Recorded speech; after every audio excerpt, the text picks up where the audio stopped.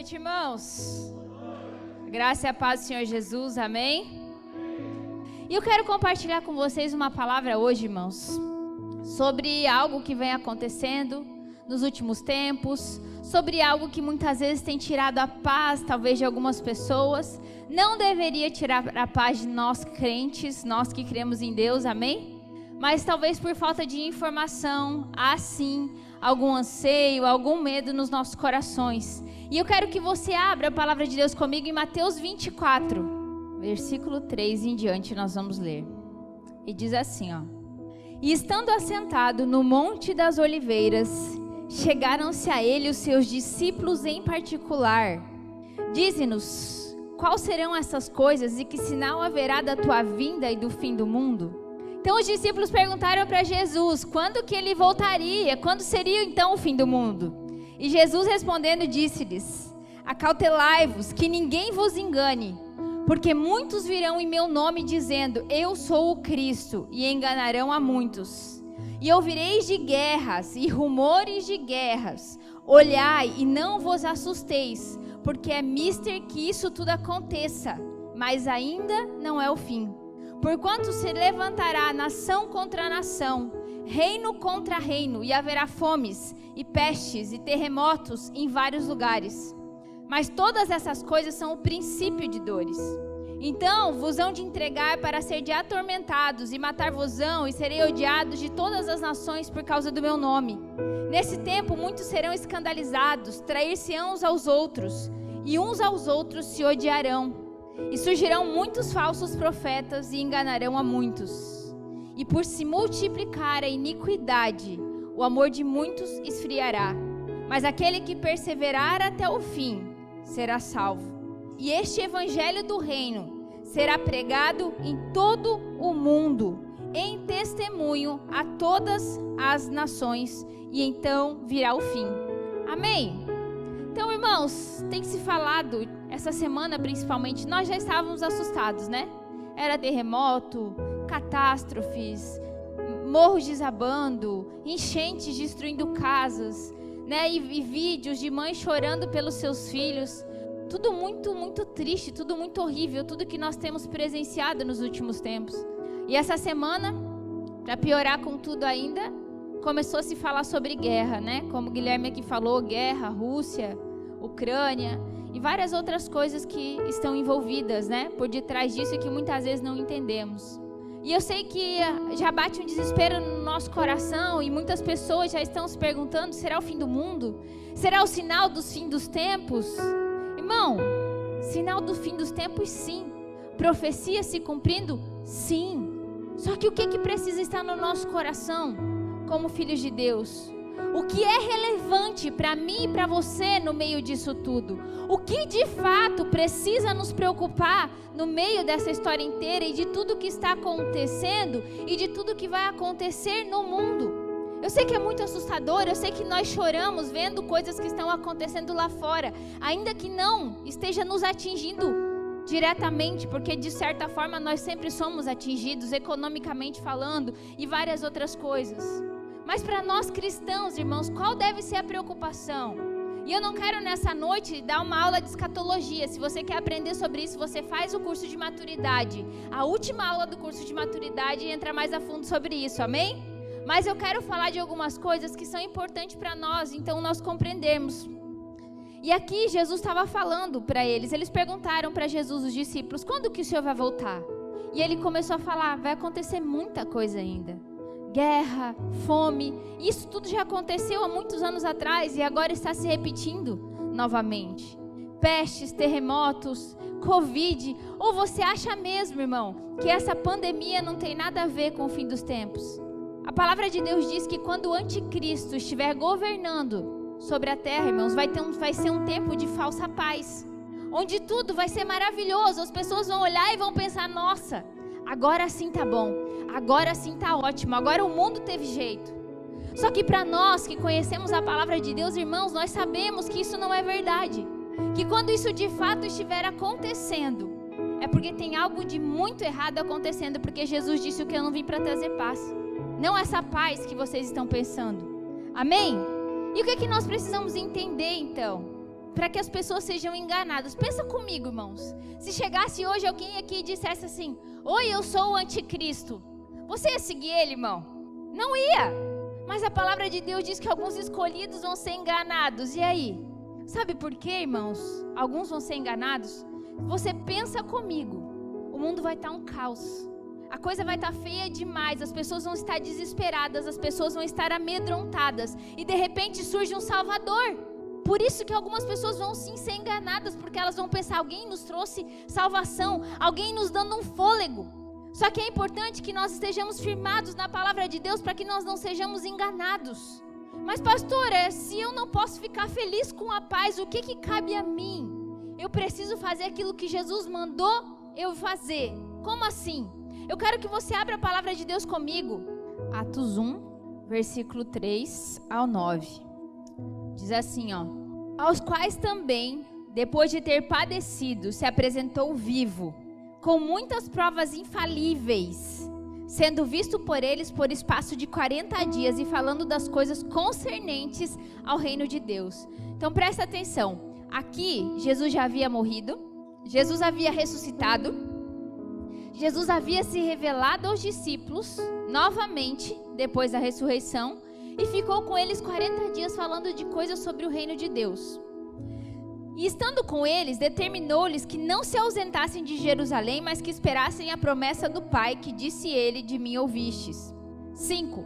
Porque na verdade João Batista batizou com água, mas vós sereis batizados com o Espírito Santo, não muito depois desses dias. Aqueles, pois, que se haviam reunidos, perguntaram-lhe dizendo: Senhor, restaurarás tu neste tempo o reino a Israel? Presta atenção. Talvez você não compreenda, irmãos, mas essa pergunta que os discípulos estavam fazendo para Jesus era a mesma pergunta de antes, amém? Porque eles queriam que haveria um rei, porque a promessa para os judeus é que viria um rei muito poderoso, que seria o Messias, e restauraria Israel. Essa é a promessa para eles. Por isso que quando Jesus veio como carpinteiro, Israel, os judeus não creram que ele era o Messias, porque eles estavam esperando quem? Um rei. É isso que a promessa dizia. Só que essa promessa ainda vai se cumprir em nome de Jesus. Amém, irmãos? E aí eles estavam perguntando: como assim? Eu estava esperando um rei que ia vir restaurar todas as coisas. Não um homem simples, humilde, que fica curando doentes, libertando pessoas. Não, não era isso. Mas ainda assim eles decidiram seguir Jesus e caminhar com Jesus. Porque eles creram na palavra, eles creram que ele era o Messias, que ele era o Filho de Deus. Só que mais uma vez eles perguntaram para Jesus: Senhor, quando é que o Senhor vai dar um jeito nisso aqui tudo? E aí Jesus disse assim, ó: não vos pertence saber os tempos ou as estações que o Pai estabeleceu pelo seu próprio poder, mas recebereis o poder do Espírito Santo, que há de vir sobre vós. E presta atenção aqui, irmão: e ser-me-eis testemunhas, tanto em Jerusalém, como em toda a Judéia e Samaria e até os confins da terra. E quando dizia isto, vendo eles, e foi elevado às alturas, e uma nuvem o recebeu, e ocultando os seus olhos. 10. E estando com os olhos fitos no céu, enquanto ele subia, eis que junto dele se puseram 2 homens vestidos de branco, os quais lhe disseram: homens galileus, por que estáis olhando para o céu? E esse Jesus que dentre vós foi recebido em cima do céu, há de vir, assim como para o céu os viste vir. Amém? Então esses 2 anjos que receberam Jesus na nuvem, ou as 2 testemunhas, o que muitos acreditam, disseram: da mesma forma que vocês estão vendo ele subir, uma hora ele vai aparecer sobre as nuvens também. Então, irmãos, existe uma promessa para nós que cremos de que Jesus vai voltar. Amém? Mas que dia que ele vai voltar? O próprio Cristo disse para os discípulos: nem aos anjos foi dado a saber que dia Jesus vai voltar. Só que Jesus disse: a preocupação de vocês deveria ser outra. Então, irmão, a minha preocupação e a sua preocupação não devia ser quando Jesus vai voltar. Nós deveríamos estar ansiosos para que Jesus voltasse. Mas por que há pessoas que não estão ansiosas pela volta de Jesus? Por que há pessoas que têm medo da volta de Jesus? Porque tem pessoas que acham que é o fim do mundo. Você precisa compreender algo agora em nome de Jesus, irmão, para você que é crente. Você não tem que ter medo do fim do mundo, porque você foi criado para a eternidade, amém? E por nós não compreendermos muitas vezes o que nos aguarda na eternidade, nós estamos com os nossos olhos fixados nesse mundo, nós estamos aprendidos a coisas que são passageiras. E a palavra de Deus diz que aquilo que nós vemos é passageiro, mas aquilo que nós não vemos é eterno. E nós precisamos olhar, irmãos, para as coisas do céu, para as coisas do reino, não para as coisas passageiras. Porque a palavra de Deus diz também que nós somos somente estrangeiros aqui nesse lugar. Se você é estrangeiro num lugar, irmão, por que você vai se abraçar àquele lugar? Por que você vai amar aquele lugar mais do que a própria vida se você não foi criado para aquele lugar? Então entenda, aqui neste mundo, aqui neste lugar, eu e você somos somente passageiros, hospedeiros, estrangeiros. A palavra de Deus chama de várias formas, mas o nosso lugar não é aqui, amém? O seu lugar não é aqui, e por muitas vezes, irmãos, você não compreender isso, é que você está olhando para as coisas deste mundo, e achando que a sua felicidade é eterna aqui. A palavra de Deus diz, irmãos, lá em Apocalipse, que na eternidade não haverá choro, não haverá pranto, amém? Nem tristeza. Você consegue imaginar um lugar assim? Consegue? A sua vida é boa, irmão? Você ama a sua vida? Eu espero que sim. Mas a sua vida tem choro, não tem? Na sua vida tem clamor, não tem? Tem dia de tristeza, não tem? E por que você ama tanto essa vida? Por que você não consegue acreditar que a eternidade que está preparada para você é muito melhor do que isso aqui? Esses dias morreu um moço aqui em Garuva, muito jovem, que participava da igreja conosco. E naquele momento o Cleri veio muito aflito, muito preocupado do que ele poderia ter feito, Eu falei, Cleri, ele está num lugar muito melhor. Fique em paz. Ele estava sofrendo muito. E não era o que nós queríamos. Mas ele é salvo, ele creu em Jesus Cristo. Vamos deixar que isso nos console. Não ter mais ele por perto. Mas às vezes, irmãos, nós somos tão aprisionados a este mundo, a olhar para as coisas desse mundo, que nós sofremos com esse tipo de coisa. Porque nós não somos preparados para a morte. Nós fomos preparados para sermos eternos, amém? E é só que aqui Jesus estava falando para eles, então, olha, a preocupação de vocês não deveria ser quando que eu vou vir, mas sim ser testemunhas minhas. E o que é testemunhar de algo, irmão? O que é ser uma testemunha? É quando você conta algo que aconteceu, não é assim? E como é que você é testemunha de Cristo? Quando você prega a palavra de Deus? Quando você sabe a Bíblia inteira e ensina? Não, irmãos, você é testemunha quando você conta para as pessoas aquilo que Jesus fez na sua vida. Se você souber pregar, melhor ainda. Se você conhecer a palavra de Deus, melhor ainda. Mas dar testemunha é contar daquilo que Jesus fez na nossa vida. Isso é dar testemunha e falar de um Deus que pode sim transformar, de um Deus que pode nos mudar, mas principalmente, irmãos, a verdade do Evangelho, irmãos, não é só um Deus que cura, não é só um Deus que liberta, é um Deus que salva. E o maior presente que eu e você recebemos foi a nossa salvação. E às vezes, irmãos, nós temos medo de pregar para as pessoas e falar para elas que elas estão condenadas ao inferno. E muitas vezes não é isso que nós falamos. A nossa forma de evangelizar é: Jesus pode mudar a tua história, Jesus pode mudar o teu casamento, Jesus pode mudar a tua vida, Jesus pode te curar, e Jesus pode tudo isso. Não era isso que a multidão procurava nele? Não era isso? Por quê? Porque ele pode fazer. Mas, irmãos, o maior presente que Deus pode dar para mim e para você é a salvação. E o que significa a salvação? Presta atenção. Eu e você estávamos condenados ao inferno. Amém? Todos nós. Nossa condição de criatura. Essa história de que todo mundo é filho de Deus, irmãos, não é bíblica. A palavra de Deus diz: e todos aos que creram, receberam o seu nome, deu-lhes o direito de se tornarem filhos de Deus. Todos os que creram e receberam o seu nome, irmãos. Os que não creram não são filhos de Deus. Porque Jesus é o caminho que leva a Deus, Jesus é a verdade, Jesus é que nos traz vida.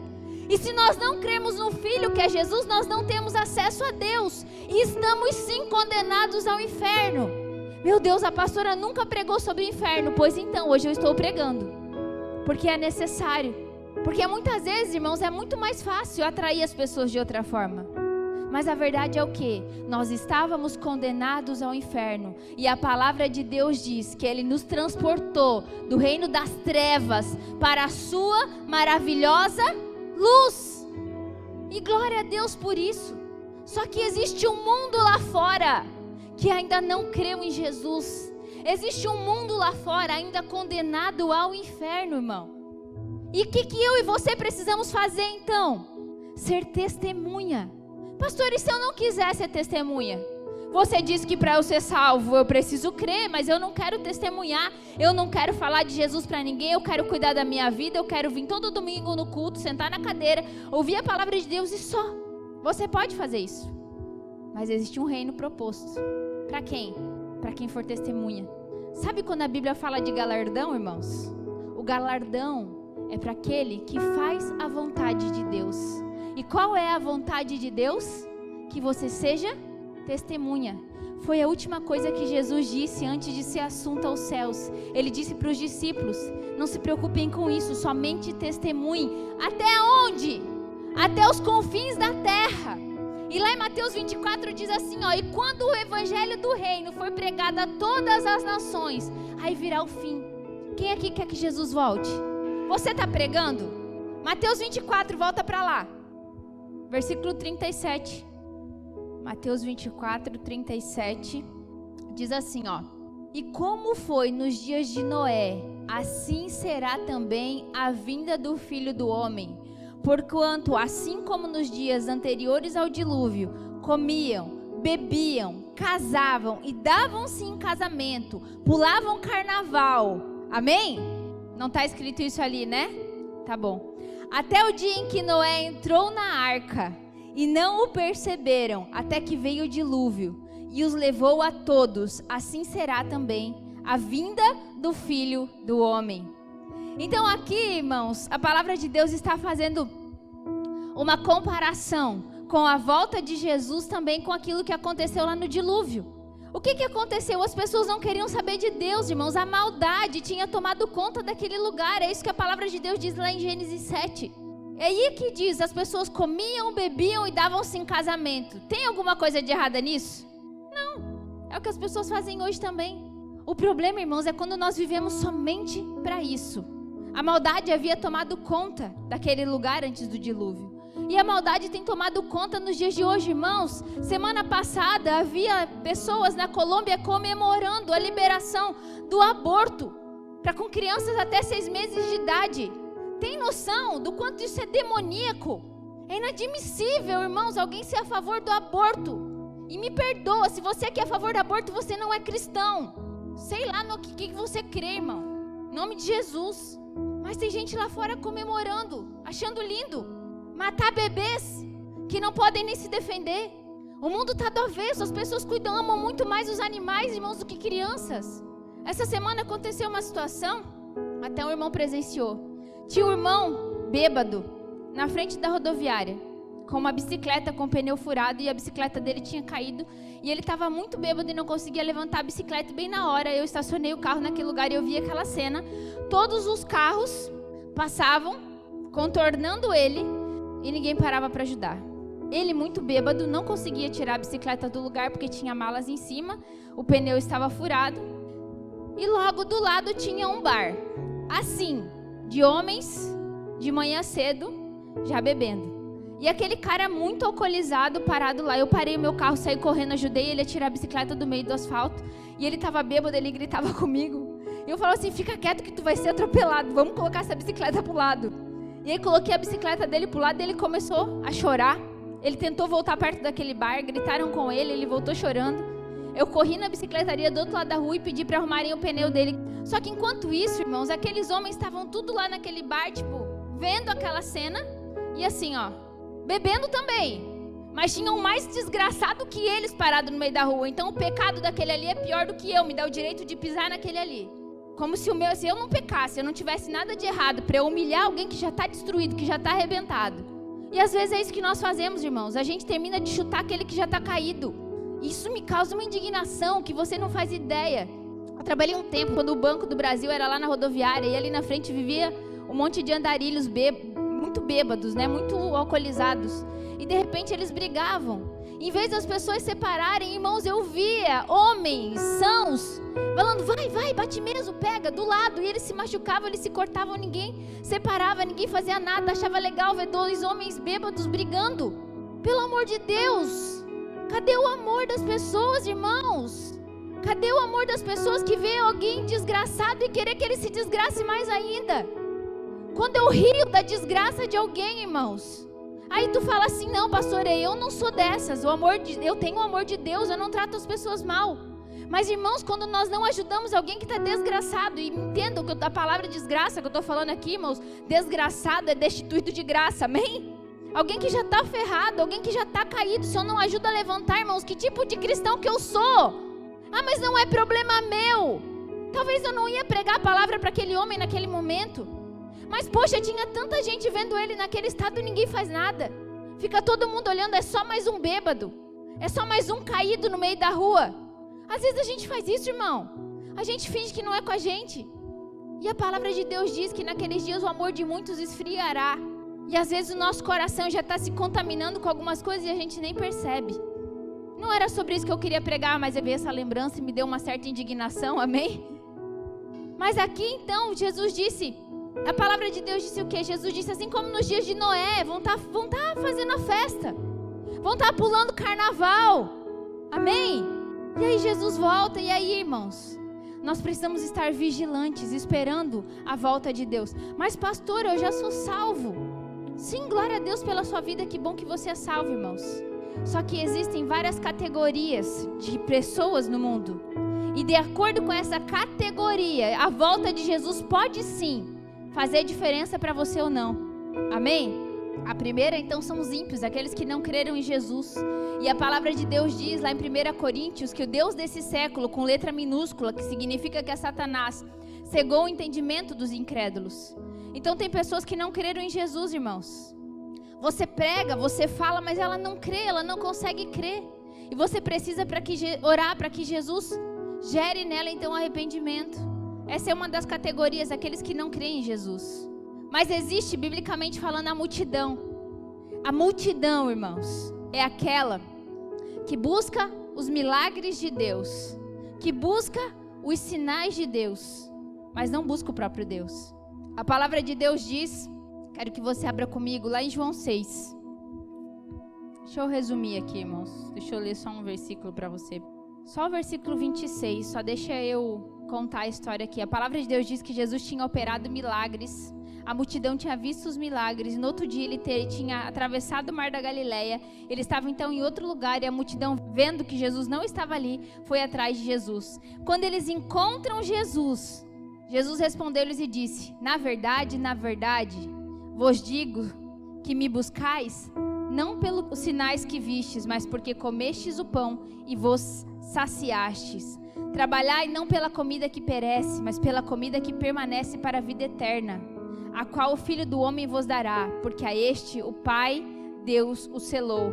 E aí eles perguntam, o que faremos para executar as obras de Deus? E Jesus respondeu e disse, a obra de Deus é essa, que creiais naquele que enviou. Irmãos, Jesus tinha multiplicado os pães, e esse povo foi atrás de Jesus para ver essa multiplicação de pães novamente. E o que Jesus estava querendo dizer, vocês não estão preocupados com quem eu sou. Vocês viram os sinais e vocês gostaram. Vocês querem pão. Só que eu sou o pão que desceu do céu. Ele estava querendo dizer assim, vocês precisam de mim. Não só dos milagres que eu tenho para fazer. Então a multidão, irmãos, resumindo aqui, ela só procura Jesus por aquilo que Jesus tem para oferecer. Mas deixa eu falar, irmãos, quando nós temos coração de multidão, a volta de Jesus deveria ser algo preocupante para nós. Sim, amém? Não porque você vai para o inferno, porque você não vai, se você creu em Jesus Cristo. Não há mais condenação para quem está em Cristo Jesus.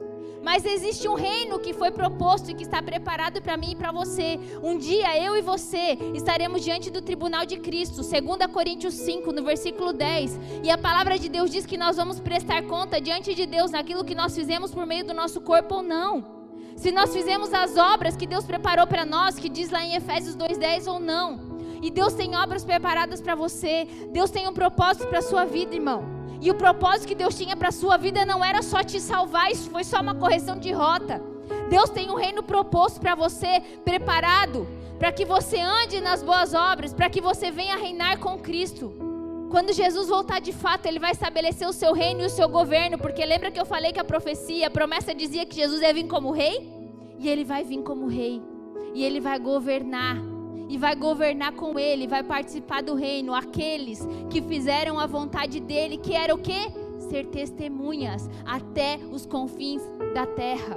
Para isso, irmãos, nós precisamos não ter coração de multidão, não ter coração de seguidor. Coração de seguidor, irmãos, é até aqueles que até creem em Jesus.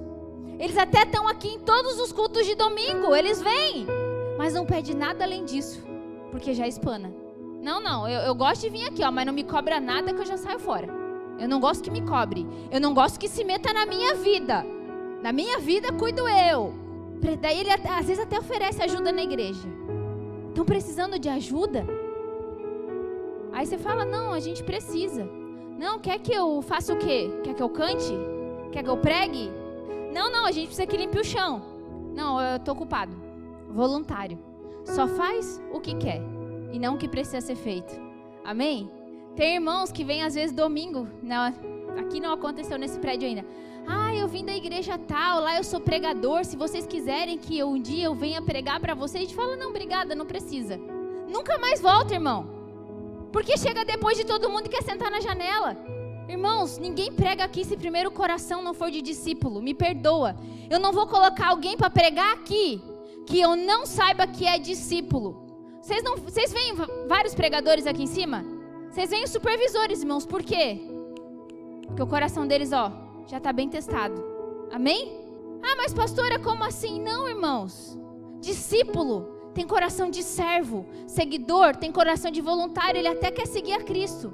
Lembra que tem uma passagem em que tinha um monte de gente seguindo Jesus, e de repente Jesus dá um sermão muito duro, e eles falam, duro demais é esse sermão? E aí Jesus fala, vira para trás e fala, vocês querem ir embora com eles? Porque alguns deixaram de seguir Jesus porque o sermão era duro, lembra? Já viram essa passagem? Por quê, irmãos? Porque só seguidor, ele não aguenta o sermão duro. Ele vira as costas e vai embora. E aí Jesus olha para os discípulos e fala assim, vocês querem ir também? E o que Pedro fala? Para onde eu irei, se só tu tens as palavras de vida eterna? Pedro estava dizendo, Senhor, não importa se o sermão é duro, não importa, Senhor Deus, o que eu tenha que aguentar, mas eu quero ir onde o Senhor está me mandando ir, porque só o Senhor tem palavras de vida eterna. A morada não é uma igreja de multidão. Meu Deus, mas a gente vem para essa igreja, eles já querem que a gente faça maturidade, que a gente seja líder em treinamento, que a gente seja líder de célula. Eu não quero ser nada. Porque tem os irmãos que chegam já querendo pregar e tem os irmãos que não querem ser nada. Amém? E aí ficam bravos quando a gente cobra um pouco a mais. Vamos, fulano, vamos caminhar mais um pouco. Vamos lá. Deus quer te usar, Deus tem um propósito para a sua vida. E a pessoa daí fica chateada com a gente pensando, poxa, mas que pressão. Não, irmão, eu só quero que você seja testemunha de Cristo. Amém? Eu só quero que você tenha coração de servo. Eu só quero que você possa servir ao Senhor. É só isso que eu quero, irmão. Se você não quiser fazer nada, é um direito seu. Fica em paz. Fica tranquilo. Mas eu quero que você reine com Cristo. Eu quero que no dia do tribunal você tenha obras de ouro, de prata, de pedras preciosas para apresentar diante do Senhor, irmão. Eu não quero que você chegue diante do Senhor com obras de palha, feno e madeira, que diz lá em 1 Coríntios 3. Porque a palavra de Deus diz que o que vai acontecer com essas obras? Elas vão se queimar, elas não servem para nada. Então quando Deus coloca alguém para cuidar de você, para discipular a sua vida, Deus está te preparando, irmãos, para que você dê obras de ouro, obras de prata, obras preciosas ao Senhor. E quem tem coração de discípulo ama ser discipulado. Mas pastora, tu não estava pregando sobre a volta de Jesus? Não, irmãos, eu estou pregando sobre o que realmente é importante para nós quando nós falamos da volta de Jesus. E o importante para você é que você seja discípulo. E discípulo dá frutos. Multidão não dá fruto, irmãos, e é bom que nem dê, amém? Porque cada um multiplica conforme a sua espécie. Então multidão gera multidão, amém? Multidão não dá frutos, irmãos. Tem gente que fala assim, não, eu até quero ir, mas na hora que eu quiser, amém. Tá tudo bem, irmãos. Nós nunca vamos cobrar isso de você. Mas o meu desejo é que o dia que você se chegar diante de Deus, você tenha as obras que Ele preparou para você. porque tem obras para você. Não, pastor, eu não consigo acreditar, eu não me sinto preparado para absolutamente nada. Eu sou muito fraco. Quem aqui se sente fraco? Que bom ter irmão que se sente forte. Eu sou fraca, irmãos. Amém? Eu sei que as pessoas às vezes olham para mim. Ontem eu estava conversando com uma pessoa sobre isso. As pessoas olham para mim e veem força muitas vezes. Só que diante de Deus, irmãos, eu sou muito fraca. Eu me sinto muito fraca. E várias vezes eu já cheguei para o Senhor e falei: Senhor, eu sou muito fraca. E o que eu ouvi é: o meu poder se aperfeiçoa na tua fraqueza. Então não tem problema, irmãos, nós sermos fracos. Não tem problema nós nos sentirmos incapacitados e limitados diante da obra que o Senhor preparou para nós. É natural que você olhe para você e pense: não é possível que Deus queira me usar. Não é possível que Deus queira que eu seja um instrumento. Olha o jeito que eu sou. Eu não sirvo para isso. Mas Deus te chamou para isso, Deus te criou para isso. Você pode até ficar bravo comigo pelo que eu estou pregando nessa noite, irmãos, porque, ai meu Deus, a pastora, eu gosto quando ela fala de fé. Eu gosto quando a pastora prega sobre fé. Quando a gente sai daqui cheio de fé. Não, irmãos, mas o dia que eu tiver que exortar, eu vou exortar. E Jesus está voltando, amém? Eu não sei quando, mas eu quero que você esteja preparado para a volta de Jesus. Eu quero que você esteja no reino de Deus junto comigo. Porque Jesus disse: aquele que quiser vir após mim, pegue a sua cruz e me siga. Para onde Jesus estava indo? Para o reino. E ele disse: quer vir comigo? Faz o mesmo que eu fiz. Pega a sua cruz. E o que é a cruz, irmãos? Vocês já sabem, amém? O que representa a cruz para Jesus?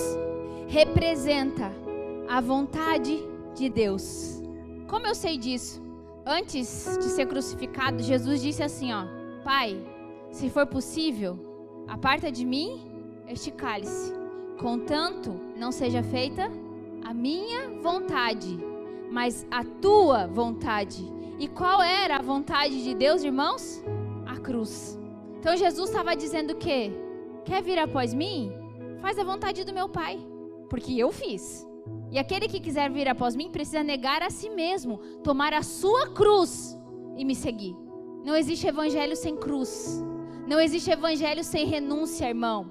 Pastor, eu quero seguir Jesus, mas eu não quero renunciar a nada. Você vai ser sempre um seguidor. Discípulo que é discípulo, irmãos, renuncia o que for preciso. O jovem rico chega diante de Jesus e fala: Senhor, o que eu preciso para te seguir? Eu cumpro todos os mandamentos. Só que para ser discípulo precisava de renúncia. E aí Jesus fala para ele: vai lá e vende todos os teus bens e me segue. Ele conseguiu, irmão? Ele era um homem bom? Era um homem de Deus? Era. A palavra de Deus diz que ele cumpriu os mandamentos.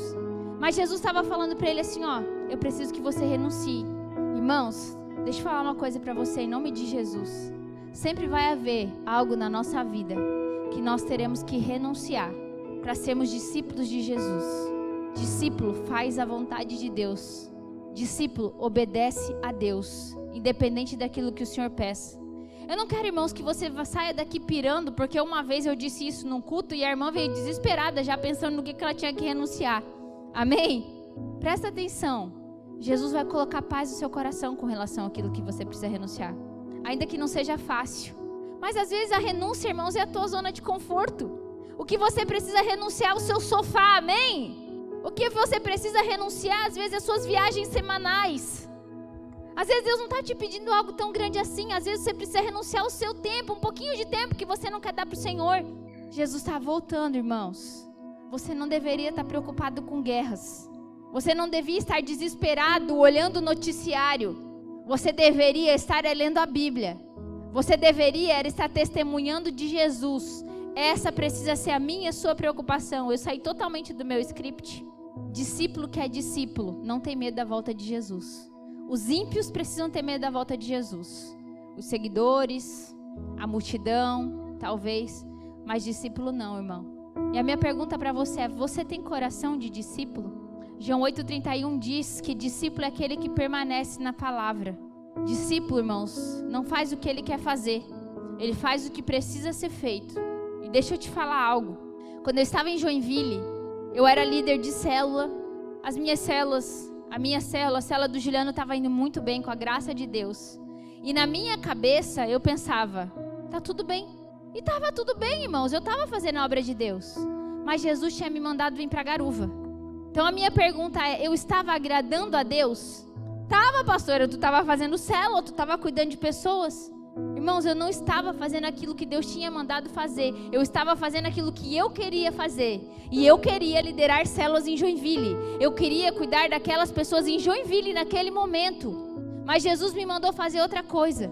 E às vezes, irmãos, há coisas que não... Aquilo que Deus às vezes quer que você renuncie, aquilo que você precisa fazer, não é algo tão absurdo assim, irmãos. Não é uma renúncia de um pecado.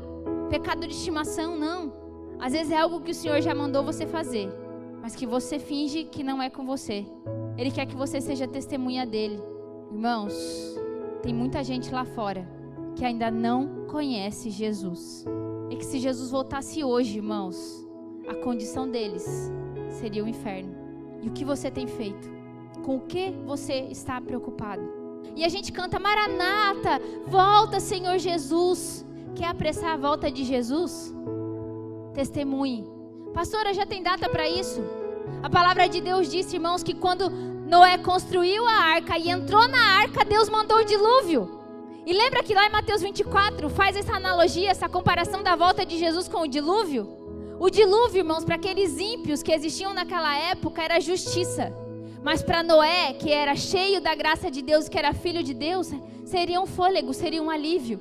Então entenda, quando a arca estiver pronta, quando nós tivermos pregado o evangelho, quando nós tivermos testemunhado, quando todo mundo tiver conhecido o reino de Deus, quando as nações ouvirem falar sobre o reino de Deus, Jesus volta. Mas pastor, a essa altura todo mundo já ouviu. Vocês conheceram o pastor Marcelo, que veio aqui no ano passado, que prega em aldeias indígenas, irmãos, em idiomas que ninguém fala. E como ouvirão se não há quem pregue? E deixa eu falar a última coisa para você. Você pode até dizer não para o chamado de Deus para sua vida. Mas há pessoas, irmãos, que não é eu que vou ganhar para Jesus. Há pessoas que não sou eu que vou evangelizar. Há pessoas que Deus está esperando que você fale. Há pessoas que Deus está esperando que você testemunhe. Há pessoas que Deus está esperando que você convide. E eu falo isso para cada pessoa que está aqui nessa noite, irmãos. Eu já falei de Jesus para muita gente, graças a Deus. E eu continuo falando até que Ele volte. E não é só aqui no culto não, irmãos. Você não pensa que eu me conformo em pregar só aqui no domingo para você, não. Sempre que eu tenho oportunidade de encontrar alguém na rua e de falar de Jesus, muitas vezes para alguém que não me conhece, eu falo também. Porque às vezes a pessoa que eu vou falar de Jesus e ela vai conhecer Jesus. Mas tem pessoas que só estão esperando você falar, você convidar. Não se preocupe com a volta de Jesus, irmão. Seja testemunha, seja discípulo. Faça aquilo que o Senhor está te mandando fazer. E todo bom discípulo, irmãos, ele ama também ser discipulado. O reino de Deus é para discípulos. Quando Jesus falava por parábolas, Ele estava falando das coisas concernentes ao reino de Deus. E aí, irmãos, no momento os discípulos perguntam para Ele assim, Senhor, por que o Senhor fala por parábolas? E o que Ele disse? Imagina comigo, aqui está Jesus sentado num barco, à frente dele os discípulos, e lá a multidão. E aí Jesus diz assim, ó, eu falo por parábolas, porque a vós é dado a conhecer os mistérios do reino de Deus. Eles não podem compreender, porque têm ouvidos, mas não ouvem. Têm olhos, mas não veem. Então os mistérios do reino de Deus, irmãos, só é revelado para quem tem coração de discípulo, não para quem tem coração de multidão. Amém? E eu quero perguntar para você nessa noite. Você tem medo da volta de Jesus? Você se sente preparado para a volta de Jesus? Os seus pecados, irmãos, já estão resolvidos na cruz do Calvário. Ele se fez pecado para que em você houvesse justiça. Essa é a boa notícia, porque evangelho significa boa notícia. E a boa notícia é, Ele já levou os seus pecados na cruz do Calvário. Que não há mais condenação para quem está em Cristo Jesus. Mas existe um reino proposto, aonde você precisa testemunhar desse reino, onde você precisa sim levar outras pessoas a crerem em Jesus. E para ser frutífero, irmãos, as pessoas precisam olhar para a nossa vida e conhecer o Cristo que habita em nós. A palavra de Deus diz que nós somos cartas vivas. E às vezes nós não só testemunhamos através daquilo que nós falamos, mas sim quando as pessoas olham para nós e elas veem Jesus. E hoje, quando as pessoas olham para a sua vida, elas veem Jesus.